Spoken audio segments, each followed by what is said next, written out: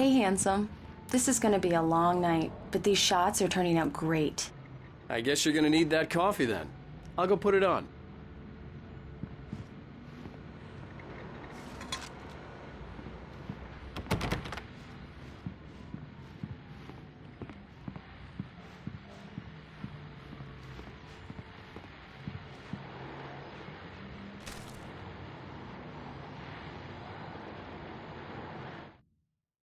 This was a late goodbye. 13 years after I'd gotten my revenge, it had finally caught up with me. It had been a long time to bear the pain. My blood painted the snow red. A gruesome slushy dissolved all the scattered painkillers and leisurely dripped down to the sewer, mingling with the bile of the city, becoming one with it. I can see them now. My wife and my baby. Honey, I'm home.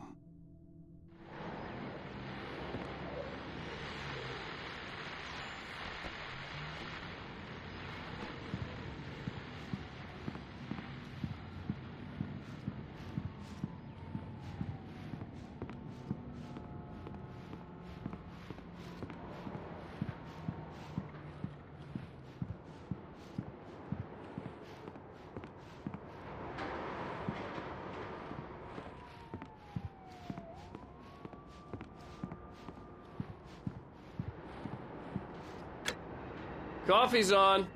Great, thanks. I'll need it if I'm gonna finish this by tomorrow.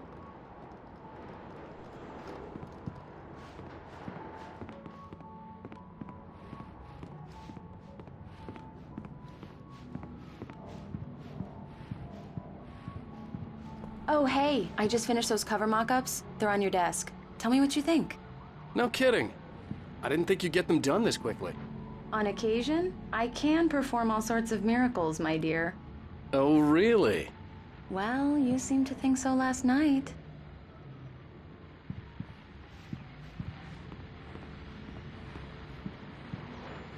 These look really good.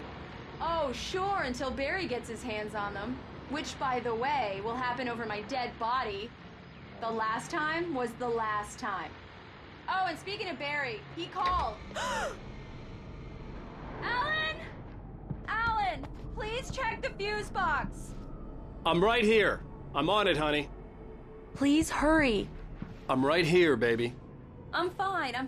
Just get the lights back on. Now, please. Honey, it's a power outage. I've got the flashlight. Okay. Hi. You okay? I'm sorry. It just really spooked me. Don't worry. We'll just break out the candles.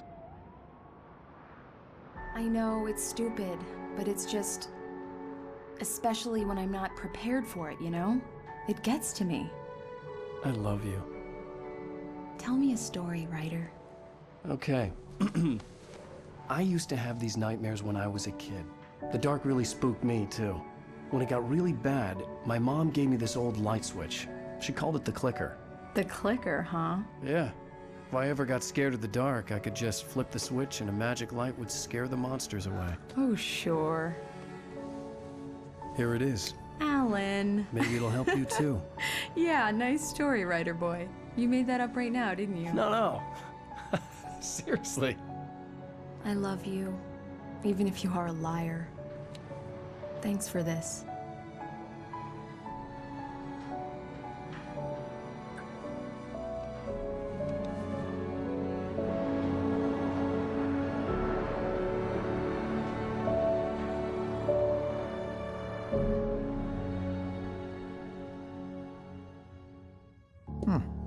How do you feel, Mr. Wake? Any nausea, disorientation, anything like that?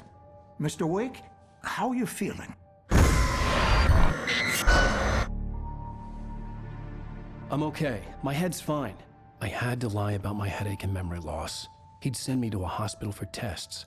I couldn't leave without Alice. Very well. I don't think you have a concussion, but you've obviously been through quite a shock. You should take it easy for a couple of days. Thanks.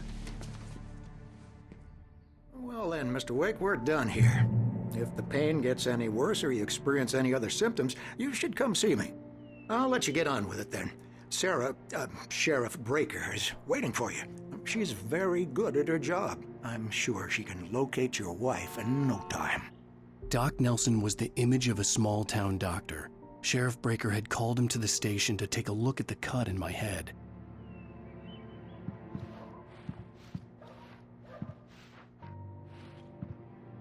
I'm sorry you had to cut your morning fishing short for this, Doc. Oh, she's a beauty, ain't she? Not the biggest I ever caught, if you can believe that coming from an old fisherman like me, but she's right up there. Now, she's a largemouth bass, which is what you're after if you prefer a lure. Now, if you want either trout or salmon, on the other hand, then it's fly fishing for you. You a fishing man, Mr. Wake? Oh, doesn't really matter, I suppose. But it can be very relaxing out there. You can't get me off the water this time of year. Closest thing to heaven. I'll take your word for it, Doc.